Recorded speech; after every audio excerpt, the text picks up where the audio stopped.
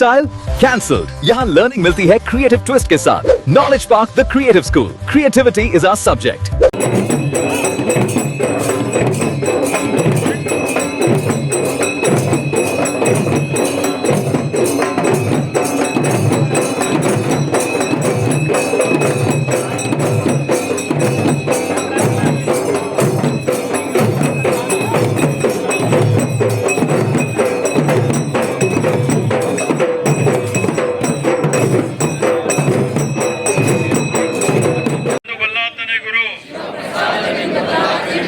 ಶಿವ ಆಚಾರವೆಂದು ಬಲ್ಲಾತನೇ ಗುರು ಇಂತಿ ಪಂಚವಿಧವೇ ಪಂಚ ಬ್ರಹ್ಮವೆಂದರಿದ ಮಹಾಮಹಿಮ ಸಂಗನ ಬಸವಣ್ಣನು ಎನಗೆಯೂ ಗುರು ನಿನಗೆಯೂ ಗುರು ಜಗವೆಲ್ಲಕ್ಕೆಯೂ ಗುರು ಕಾಣ ಗುಹೇಶ್ವರ ವಿಶ್ವಗುರು ಬಸವಣ್ಣನವರಿಗೆ नोबल पब्लिक स्कूल एल्म से ही दोनों जहां में कामयाबी है। Sky sunshine school step towards better future. ಇಂದಿನ ಈ ಪವಿತ್ರವಾದಂತ ಒಂದು ಕಾರ್ಯಕ್ರಮ ನಾವೆಲ್ಲ ಇಲ್ಲಿ ವಿಶ್ವಗುರು ಬಸವಣ್ಣನವರ 893ನೇ ಜಯಂತ್ಯೋತ್ಸವ ಕಾರ್ಯಕ್ರಮದಲ್ಲಿ ಭಾಗವಹಿಸ್ತಾ ಇದ್ದೇವೆ। ಸಮಸ್ತ ನಾಡಿನ ಜನತೆಗೆ ತಮ್ಮೆಲ್ಲರಿಗೆ ವಿಶ್ವಗುರು ಬಸವಣ್ಣನವರ ಜಯಂತ್ಯೋತ್ಸವದ ಹಾರ್ದಿಕ ಶುಭಾಶಯ ಮತ್ತು ಅಭಿನಂದನೆ ಸಲ್ಲಿಸ್ತಾ ಇದ್ದೇನೆ। ಈಗಾಗಲೇ ಬೀದರ್ನಲ್ಲಿ ಬಹಳ ಅರ್ಥಪೂರ್ಣವಾಗಿ ಬಹಳ ವಿಜೃಂಭಣೆಯಿಂದ ಸಡಗರ ಸಂಭ್ರಮದಿಂದ 3 ದಿವಸಗಳಿಂದ ಈ ಬಸವ ಜಯಂತಿ ಕಾರ್ಯಕ್ರಮ ನಡೀತಾ ಇದೆ। ಅನೇಕ ಜನ ಇಲ್ಲಿ ಹರಗುರು ಶರಣಮೂರ್ತಿಗಳು ಅಕ್ಕನವರು ಇಲ್ಲೆಲ್ಲ ಬಸವಾಭಿಮಾನಿಗಳು ಎಲ್ಲ ಸಮುದಾಯದ ಮುಖಂಡರು ಜನಪ್ರತಿನಿಧಿಗಳು ಎಲ್ಲರೂ ಉಪಸ್ಥಿತರಿದ್ದಾರೆ।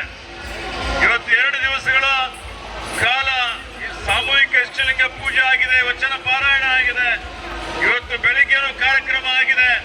ಬರೀ ಬೀದರ್ ಜಿಲ್ಲೆಯಲ್ಲಿ ಅಷ್ಟೇ ಅಲ್ಲ, ಇಲ್ಲಿನಿಂದ ಲಂಡನ್ವರೆಗೆ ಲ್ಯಾಂಬೆತ್ನಲ್ಲಿ ಸಹಿತ ವಿಶ್ವಗುರು ಬಸವಣ್ಣನವರ ಜಯಂತ್ಯೋತ್ಸವ ಆಚರಣೆ ಆಗಿದೆ।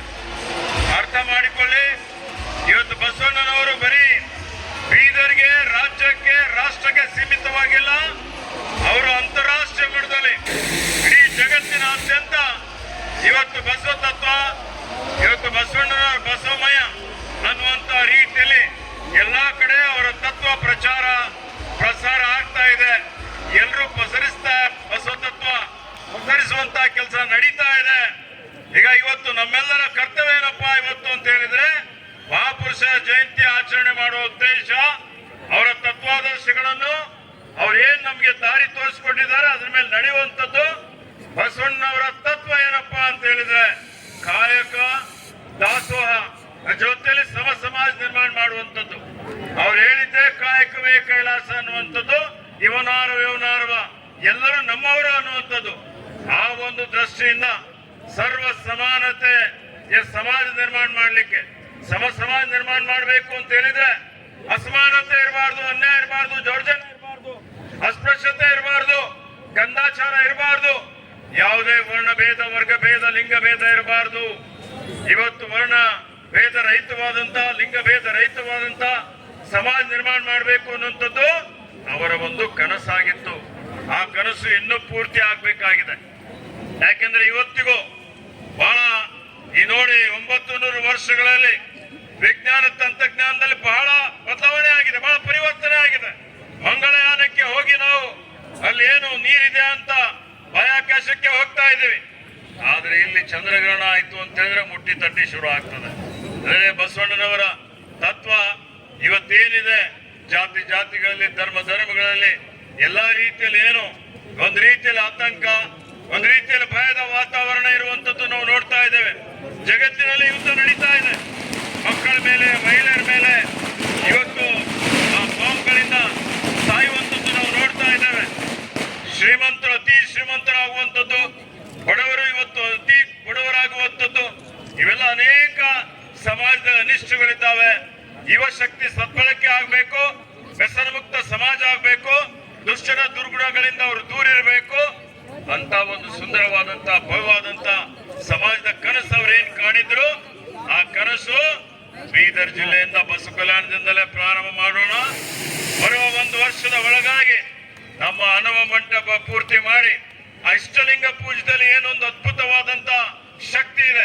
ವೈಜ್ಞಾನಿಕವಾಗಿ ನೋಡಿದ್ರು ನಾವು ಮನುಷ್ಯರಿಗೆ ನೆಮ್ಮದಿ ಕೊಡುವಂಥದ್ದು, ಸಮಾಧಾನ ಕೊಡುವಂಥದ್ದು, ಅವರ ಏಕಾಗ್ರತೆ ಹೆಚ್ಚಿಸುವಂಥದ್ದು ಇವೆಲ್ಲವೂ ಇದೆ.